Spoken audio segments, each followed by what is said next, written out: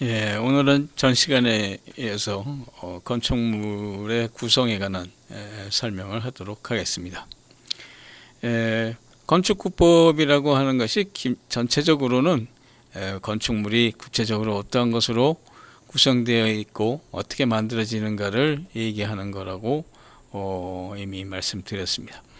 가장 기본적으로는 결국 자연 속의 여러 인자, 영향을 제어하는 것이 첫 번째 중요한 목적이라고 그렇게 볼 수 있겠죠. 그래서 바람이라든가 비, 기타 건물 이외에 자연에서 일어날 수 있는 힘, 이러한 것들을 제어를 하고, 또한 건축물 내에 각종 설비를 집어넣음으로써 사람이 생활하기 좋은 그러한 공간을 만드는 것, 이러한 것들이 건축구법의 기본 조건이라고 그렇게 볼 수 있겠습니다.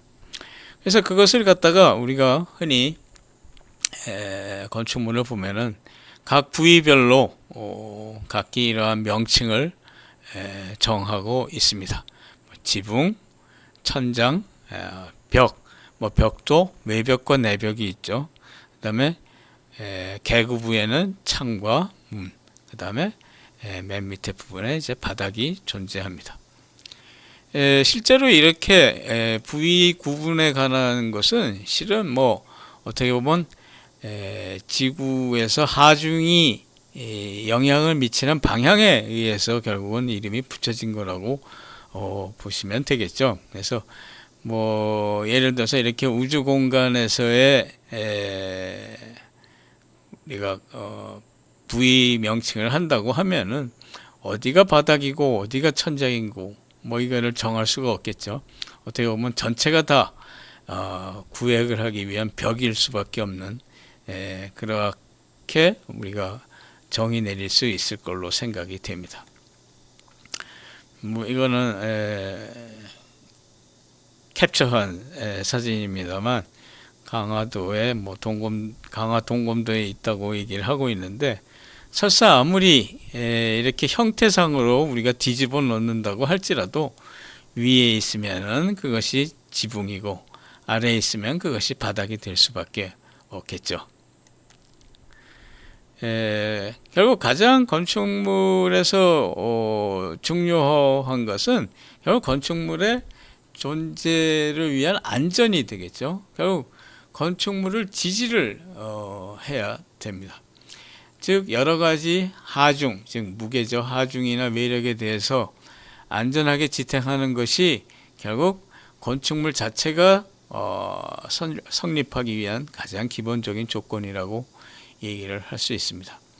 그래서 이러한 안전성, 구조적인 안전성을 확보하는 것을 우리가 주요 구조체, 다른 말로는 주체 구조라고 그렇게 얘기를 하고 있습니다만, 건축물에 사용하는 재료나 아니면 그 건축물 전체적인 형태, 아니면 힘의 전달 방법 등에 따라서 상당히 여러 가지 구법이 실은 존재하고 있습니다. 그래서 결국 이러한 주체 구조가 공간의 크기나 형태를 지배하는 중요한 역할을 한다고 그렇게 보시면 되겠죠. 가장 대표적인 하중과 외력의 형태를 그림으로 나타냈습니다. 지금 보시면은 여기에 여러 가지 명칭이 존재합니다만, 기본적으로는 이제 위에서 아래로 작용하는 연직하중이죠. 연직하중이 있고, 그 다음에 옆으로 바람과 같이 옆으로 작용하는 이제 수평하중. 이건 하중의 방향에 따른 분류라고 그렇게 보시면 되겠죠. 한편 또한 단기하중과 장기하중이 있습니다. 이 장기하중이라고 하는 것은 지속적으로 건축물에 무게를 전달해 주는 것. 예를 들자면 건축물의 자체적인 중량, 이러한 것들이 되겠죠. 단기하중이라고 하는 것은 눈이라든가 이런 것처럼 일시적으로 건축물에 작용하고는 하중을 얘기를 하고 있습니다. 바람도 그렇고 지진도 그렇다고 보시면 되겠죠. 그 다음에 이제 우리가 건축물 내를 보자면은 건축물 자체가 갖고 있는 하중, 이것을 우리가 고정하중이라고 하고, 그 다음에 거기에 뭐 임시적이라고 하기보다는 생활을 위해서 결국은 존재하는 하중, 이것을 뭐 우리가 적재하중이라고 그렇게 부르고 있습니다.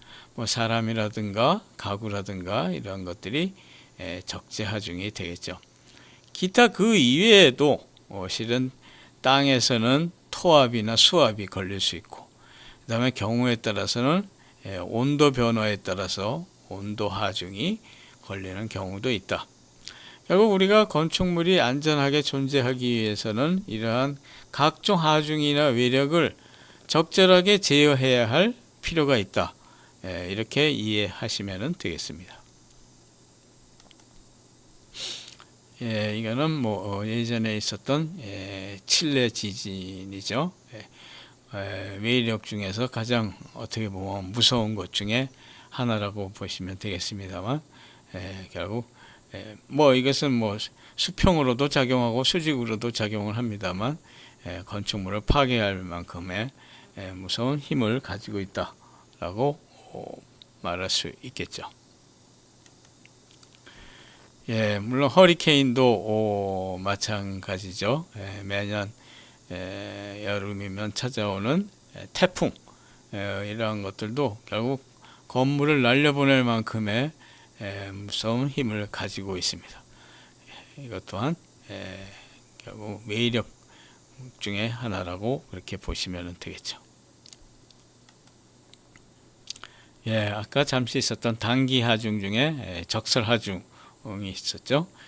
결국 지붕 위에 눈이 이렇게 쌓이게 되면은 뜻하지 않은 하중이 건축물에 걸리게 되겠죠. 그로 인해서 결국 건축물이 파괴될 수도 있다라고 그렇게 이해할 수 있습니다.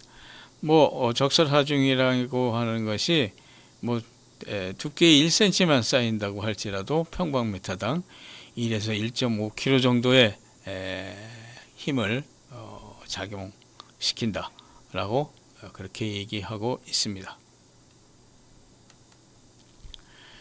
그래서 힘의 작용이라고 하는 것을 우리가 전문 용어로는 보시는 바와 같이 지금 7가지로 규정을 하고 있습니다. 뭐 이것이 어느 부위에 이제 걸리느냐는 결국 그 부재의 특성에 관계된다고 그렇게 보시면 되겠죠. 물론 그것이 이제 수평 부재냐 아니면 수직 부재냐, 뭐 이거에 따라서도 그 힘이 걸리는 방향이나 방법이 다르다라고 이해할 수 있습니다. 가장 대표적인 것은 이제 인장과 압축입니다. 인장이라고 하는 것은 양쪽 끝에서 잡아당기는 힘, 이것을 우리가 인장이라고 하죠. 그러면 결국 자연적으로 가운데가 끊기려고 하는 그러한 힘이 작용이 되겠죠. 압축은 양쪽 담부에서 눌려서 작용하는 힘을 우리가 압축이라고 그렇게 합니다. 그래서 압축하면 물론 이 가운데 부분이 눌려서 파괴를 일으킬 수도 있지만 방향이 조금만 틀어지면 이렇게 휘어질 수도 있죠. 밴딩이 생깁니다. 힘이라고 합니다. 결국 힘이 이렇게 양쪽에서 위방향으로 작용하게 되면은 이렇게 아치 형태로 휘게 되겠죠. 한편 이제 내부적으로도 외부적으로만 그런 것이 아니라 내부적으로도 이제 힘이 이제 발생할 수 있습니다. 뭐 그래서 전체적으로 이렇게 구부러지는 것을 우리가 좌굴이라고 부르는데, 좌굴은 대개는 이제 부재의 길이가 실상 단면에 비해서 상당히 길어 갖고 이렇게 구부러지기 쉬워지는 것을 우리가 좌굴이라고 부르고 있습니다. 한편 토션이 있습니다만, 토션은 이쪽의 힘과 달리 힘이 작용하는 방향이 서로 반대죠. 이제 꽈배기 형태로 작용하는 것을 우리가 토션, 비틀림이라고 합니다. 쉐어 내지면 쉐어라고 부릅니다만 이건 전단이죠. 결국 힘이 작용을 해서 끊어지고자 하는 어느 부분에서 끊기려고 하는 그러한 힘을 우리가 전단이라고 그렇게 부르고 있습니다. 결국 건축물 내의 각 구조 부재에는 불가피하게 이러한 각종 힘이 작용을 한다. 또한 그것을 이제 구조적으로 잘 해결을 해야 한다. 아니면 재료적으로 해결해야 하는 그러한 필수적인 과제가 있다고 보시면 되겠습니다. 그래서 지금 뭐 그러한 힘이 작용하는 것에 대응해서 결국은 이제 건축물을 지지하는 주체 구조의 종류를 한번 보도록 하겠습니다. 결국 건축물을 지지하는 구법은 크게 우리가 뭐 일반적으로는 즉 입방체 형태의 건축물에서는 두 가지로 대개 구분을 하고 있습니다. 그 가장 단순한 것이 이제 벽식 구조죠. 벽식 구조라고 하는 것은 벽만으로, 외부를 둘러싸고 있는 벽만으로 결국은 건축 공간을 구성하는 방법이죠. 그래서 수직 요소인 벽, 그 다음에 물론 당연히 바닥이나 천장은 있어야겠죠. 바닥이나 지붕은 있어야 되니까 수평 요소로서의 바닥으로 이루어진 구조 시스템을 우리가 벽식 구조다 라고 그렇게 이야기하고 있습니다. 그래서 벽식 구조에는 뭐 결국 창과 벽과 바닥과 지붕 이것만으로 구성이 되어 있다고 그렇게 이해하시면 되겠죠. 이거는 뭐 이거 유명한 건축물 중에 하나입니다만 보시면 SN에 있는데 결국 개구부하고 벽밖에 없죠. 완전한 벽식 구조의 대표적인 형상이라고 그렇게 이해하시면 되겠습니다. 거기에 비하면 반대로 이제 그 벽이 아니라 기둥과 보로 구성이 되어 있는 기둥이라고 하면 우리가 뭐 잘 아시죠? 수직으로 이루어져 있는 가느다란 부재. 보라고 하면은 이제 기둥과 기둥을 수평으로 연결하고 있는 부재. 이거를 우리가 보라고 부릅니다만 결국 기둥보 구조라고도 부르는데 전문 용어로는 이제 라멘 구조라고 부르고 있습니다. 앞에서 봤었던 벽식 구조와 달리 완전히 개방적인 형태를 만들 수가 있겠죠. 벽이 즉 구조적인 역할을 하는 벽이 없고 대신에 가느다란 선재인 기둥으로 건축물을 지지하는 방식을 우리가 라멘 구조라고 그렇게 부르고 있습니다. 이거는 르꼬르부제의 유명한 도미노 시스템이죠. 그래서 보시면 여기에서도 결국은 6개의 기둥과 그 다음에 바닥판과만으로 구성이 되어 있는 극히 단순한 구조 시스템이죠.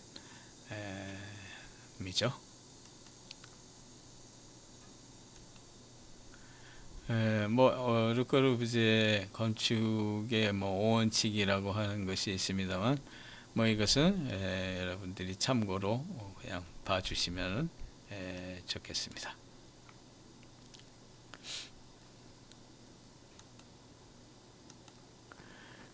이것도 르꼬르부제 작품이죠. 물론 여기에는 벽과 같은 것이 존재는 합니다만, 이 아랫부분은 우리가 흔히 필로티라고 부르고 있죠. 이 필로티는 결국 가느다란 기둥만으로 지지를 하고 있습니다. 우리가 흔히 학생들이 아파트를 보고 저 아파트는 벽식 구조냐 라멘 구조냐 라고 그렇게 질문하는 경우가 흔히 있습니다. 뭐 아파트에서도 당연히 라멘 구조라고 해서 벽이 없으면은 사람이 생활을 할 수가 없겠죠. 그래서 지금 이 경우에는, 이 자책 건물 경우에는 기둥과 보의 형태가 뚜렷하게 노출이 되어 있으니까 당연히 라멘 구조다 라는 것을 물론 당연히 알 수 있죠. 우측의 이 고층 아파트의 경우에는 실은 기둥에 해당되는 것이 없습니다. 그래서 기둥에 해당되는 것이 없는 이제 벽식 구조의 아파트다 라고 그렇게 보시면 되겠죠. 네, 지금 보시면은 우리가 아파트의 평면에서 지금 전혀 기둥에 해당되는 것이 없고, 여기 까만 벽으로 표시되어 있는 것, 이것들이 일종의 다 구조벽이죠. 따라서 이것은 이제 벽식 구조다 라고 그렇게 보시면 되겠습니다. 지금 이와 같은 경우에는 아까 본 것처럼 실상 기둥과 보호에 해당되는 것들이 나타나 있고, 거기에 이것은 실은 구조적인 의미를 가진 벽은 아니죠. 단순히 블럭을 쌓아서 끼워놓은 즉 일종의 차폐용으로서의 벽 구조다라고 그렇게 이해하시면 되겠죠.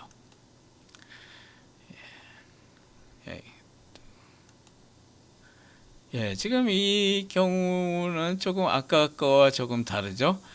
물론 당연히 벽은 들어가 있습니다만 여기에 기둥에 해당하는 것들이 실은 들어가 있습니다. 결국 이건 일종의 물론 혼합 구조라고도 볼 수 있습니다만 기둥식 구조, 즉 라멘 구조에 가까운 형태다라고 보시면 되겠죠. 우리가 흔히 얘기하는 것이 이러한 기둥식 구조의 경우에는 여기에 있는 벽을 우리가 털어낼 수 있기 때문에 리모델링이 상당히 용이하다, 그러한 장점을 이야기하고는 합니다. 그 다음에 이제 공간을 구획하는 요소로서의 그 구법, 즉 구획구법을 한번 보도록 하죠. 아까도 간단히 부위별 명칭을 얘기를 했습니다만 실상 이러한 각종 명칭들, 부위의 명칭은 결국은 공간을 구획하는 용도로서의 명칭이 붙은 것이다 라고 그렇게 보시면 되겠죠. 하나 독특한 것이 있다면 이제 아까 외벽과 내벽이 있었지만 특별히 이제 목적적인 의미에서는 칸막이 벽이라든가 아니면 외면벽이라든가 내면벽이라든가 이렇게 보다 더 세부적으로 구분을 해서 부를 수도 있다고 보시면 되겠죠. 그래서 결국은 이제 건축물에는 이제 다양한 이제 작용인자가 존재합니다. 결국 작용인자를 제어하는 것이 또 하나 구법의 목적 중에 하나입니다만, 결국 건축물에 작용하는 많은 인자들, 거기에는 물론 대표적으로는 자연현상에 의한 인자들이 있죠. 즉 비, 바람, 햇빛, 기온 이러한 것들이 있고, 인공현상에 의한 인자들도 있습니다. 화재라든가 결국 사람이 일으키는 화재, 소음 이런 것들이 있고, 기타 이제 인적인 것에서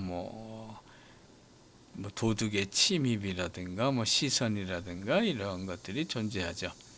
결국 이러한 것들을 어떻게 제어할 것이냐, 무엇으로 제어할 것이냐, 즉 거기에 대응하는 구법들이 필요하다라고 우리가 이해할 수 있습니다. 그 다음에 이제 건축물에는 당연히 마감이 있어야겠죠. 결국 우리가 일반적으로 보는 것은 결국은 어떻게 보면 속의 뼈대라기보다는 외부에서 볼 수 있는 마감이 되겠죠. 그래서 마감은 결국은 속의 주체 구조와는 별도로 외부의 치장용으로 결국은 형성이 되거나, 아니면 경우에 따라서는 특정한 용도, 특정한 성능을 발휘하기 위해서 존재하는 것들이 있다고 보시면 되겠습니다. 예를 들어서 특정한 성능이라고 하면은 단열 성능이라든가 방습 성능, 아니면 방수, 기타 이러한 것들을 갖다가 보완하기 위한 그런 마감들이 존재한다고 그렇게 보시면 되겠죠.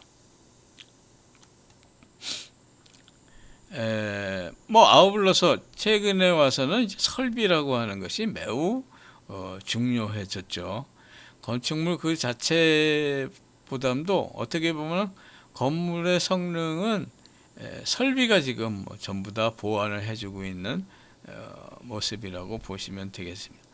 그래서 설비라고 하는 것은 사실은 건축물에 그것이 부착되거나 아니면 관통되거나 하면서 결국 그 기능을 발휘해야만 하는 일종의 기계적인 장치라고 그렇게 보시면 되겠죠. 그래서 이러한 기계적인 장치를 어떻게 하면은 결국 건축물에 매끄럽게 융화시킬 수 있느냐, 이런 것을 일종의 하나의 그 건축화라고 부르고 있습니다.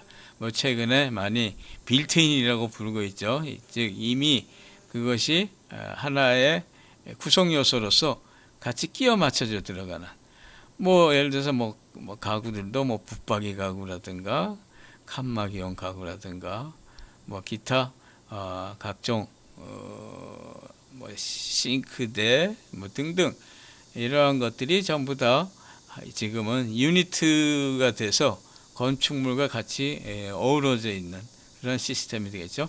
특히 커다란 부품으로서 존재하는 것이 이제 욕실이나 화장실 이러한 부분이죠. 그래서 이러한 것들은 기존 기성 제품으로 나와 있는 것들도 있어서 그것을 다른 말로 설비 유닛이다 라고 이렇게 부르기도 합니다. 최근에 아파트 카탈로그를 보면은 굉장히 화려하게 되어 있습니다만, 특히 이 부엌 쪽에는 모든 것들이 다 가구가 끼워 맞춰져 있죠.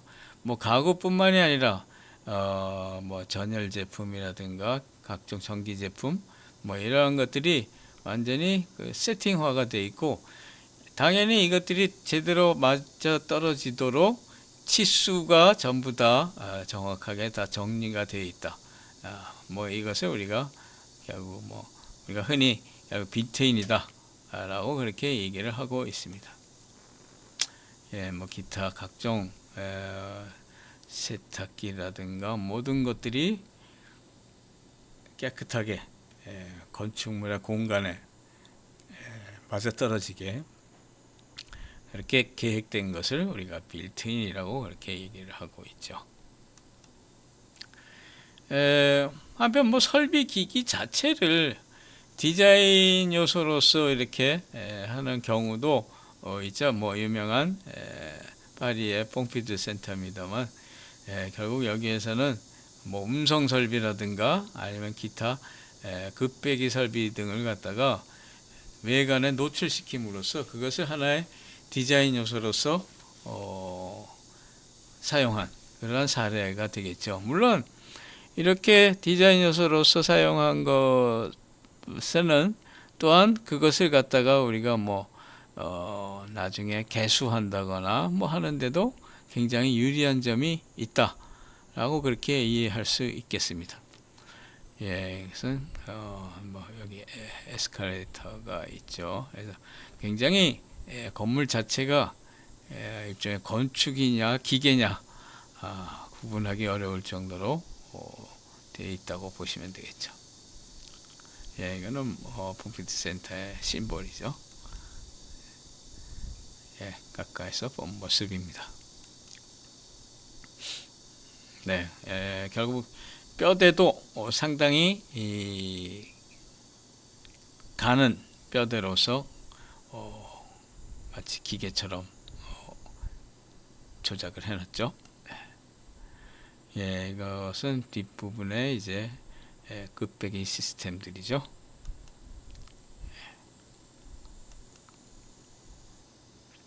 이것도 유사한 사례 중에 하나라고 그렇게 보실 수도 있겠죠. 예, 이거는 뭐 아헨에 있는 사실상 종합병원입니다만 언뜻 보면 뭐 포항제철소가 아닌가 뭐 그런 생각이 들 정도로 뭐 공장과 같은 이미지를 하고 있습니다만 시상 병원이라고 하는 것은 굉장히 많은 설비가 요구가 되겠죠. 그래서 그러한 설비들을 갖다가 용이하게 처리하고 또한 그것을 나중에 뭐 어떻게 보면 수명에 맞춰서 뭐 고칠 수 있고 하기 위해서 결국 노출시킨 그러한 독특한 디자인 중에 하나라고 그렇게 보시면 되겠죠. 네, 지금 이러한 각종 급배기 시설들이 외부에 전부 다 사실상 노출이 되어 있습니다. 예, 이거는 뭐 그 안에 이제 구내 식당입니다만 뭐 식당의 경우에도 뭐 억지로 천장 마감을 하지 않고 그대로 모든 설비 배관들을 그대로 노출시키고 있습니다. 뭐 특별히 식사하는데 지장이 있는 것은 아니죠. 그다음에 이제 뭐 생산과 관련된 부품, 이거 혹시 우리가 흔히 뭐 좀 건축만 얘기할 때는 생각하기 어려운 부분이기는 합니다만 실은 건축물도 하나의 일종의 제품이죠. 만들어내는 제품이기 때문에 그것을 갖다가 어떻게 하면 더 값싸고 좋게 만들어내느냐 하기 위한 각종 노하우가 필요하다. 그래서 그것을 만족시키기 위한 어떤 새로운 구법들이 필요하다고도 볼 수 있겠죠. 또 사회적으로는 이제 뭐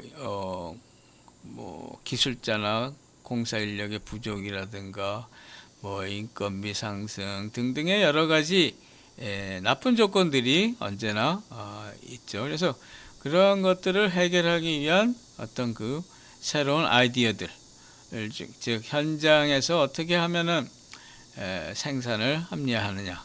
뭐 가장 그 안에서 지금 뭐 구체적으로 얘기하고 있는 것은 예를 들자면 뭐 조립식 구법이라든가 공업화 구법을 흔히 얘기하고 있습니다. 프리패브리케이션이라고 하죠. 즉 공장에서 가능한 한 가공을 해갖고 와서 현장에서는 일정 순서에 따라서 그냥 조립만 하는. 그래서 결국은 공사 기간도 단축하고 품질도 높이는 그러한 뭐 일거양득의 아이디어라고 그렇게 얘기를 할 수 있겠죠. 이거는 뭐 오래된 건물 중에 하나입니다만 결국 그러한 뭐 조립식 개념 중에 뭐 초기 개념에 가깝다고 보시면 되겠죠. 그래서 이거는 뭐 일종 기숙사와 같은 건물입니다만 요거 하나하나의 이제 유닛, 콘크리트 유닛이죠. 캡슐 유닛을 공장에서 만들어 갖고 와서 여기에 이제 뭐 줄기가 이루어지는 부분에다가 끼워 맞춰 나간 그런 개념의 건물이라고 보시면 되겠죠. 뭐 프리패브리케이션의 뭐 초기 단계의 모습이라고 그렇게 볼 수 있겠습니다. 그래서 뭐 가까이서 본 모습이고, 뭐 속의 모습을 보면은 지금 봐도 뭐 거의 뒤지지 않는 굉장히 모던한 형태를 하고 있죠. 조금 텔레비전은 조금 오래됐습니다만 전체적인 구성이나 형태는 상당히 모던한 형태를 갖추고 있습니다. 이것도 뭐 이거는 이제 신문사 건물입니다만 이것도 사진에서 보시는 바와 같이 명확하게 이러한 유닛이죠. 생활 유닛이 이렇게 붙여져 있는 그런 모습을 볼 수 있습니다. 이건 호텔, 지금은 해체돼서 없습니다만 이것도 호텔 유닛이 즉 룸이죠. 룸이 이런 식으로 만들어져 있는 모습이죠. 최근에는 실상 이런 프리패브의 대표적인 것들을 많이 볼 수 있죠. 즉 컨테이너 하우스죠. 일종의 컨테이너 하우스의 자체적인 성능을 높여서 이것을 갖다가 쌓아갖고 하나의 건물군으로 사용을 하는 그런 사례가 상당히 많아졌다고 보시면 되겠죠.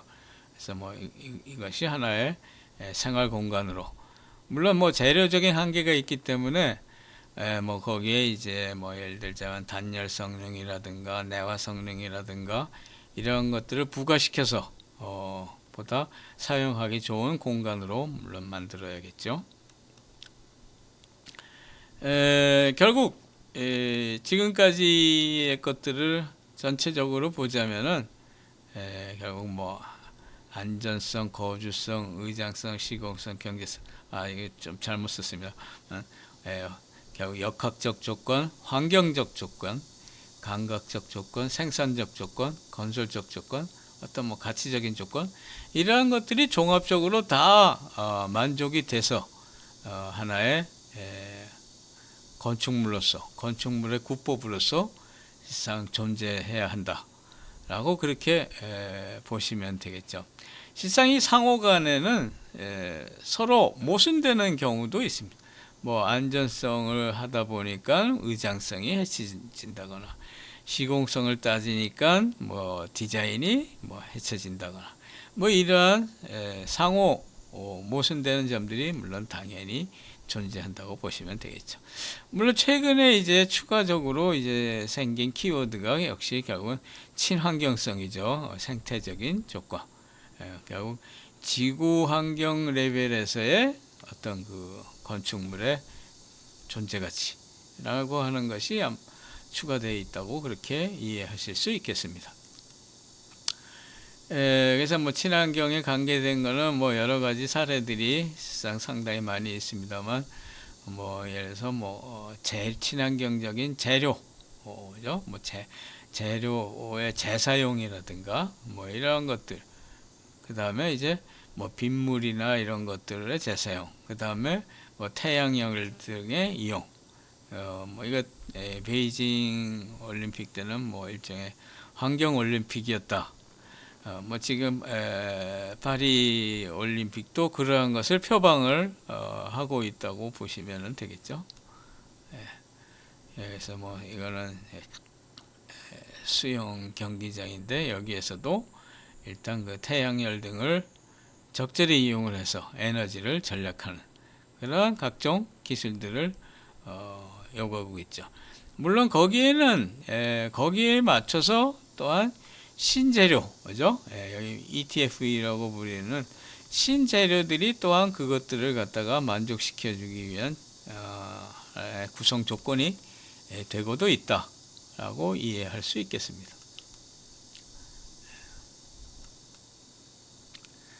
이거는 뭐 주 경기장의 모습이죠. 그래서 여기서는 뭐 형태에 뭐 우리가 흔히 눈길이 갑니다만 실제로는 지붕에 설치된 우수 집수 시스템이 결국은 뭐 용수의 70%를 사용하고 있다라고 얘기하고 있습니다. 이거는 뭐 최근에 이제 결국 태양을 이용한 솔라 패널이죠. 솔라 패널을 갖다가 이제 벽면에 붙여서, 물론 뭐 효율성에 대한 얘기는 있습니다만, 그래서 이제 추가적으로 거기에서 이제 뭐 전기를 발생을 시켜서 그거를 건물에서 재사용한다거나 하는 그러한 아이디어들이 뭐 속속 지금 많이 나와 있다고 보시면 되겠죠. 이거는 뭐 아주 독특한 사례 중에 하나입니다만, 뭐 건물하고 건물 사이에 이렇게 바람개비를 3개를 집어넣었네요. 그래서 이것은 일종의 풍력을 갖다가 뭐 이용을 하겠다라고 하는 독특한 발상 중에 하나라고 그렇게 보시면 되겠죠. 결국 뭐 지금 종합적인 시각에서는 서로 이해상충되는 경우가 있다.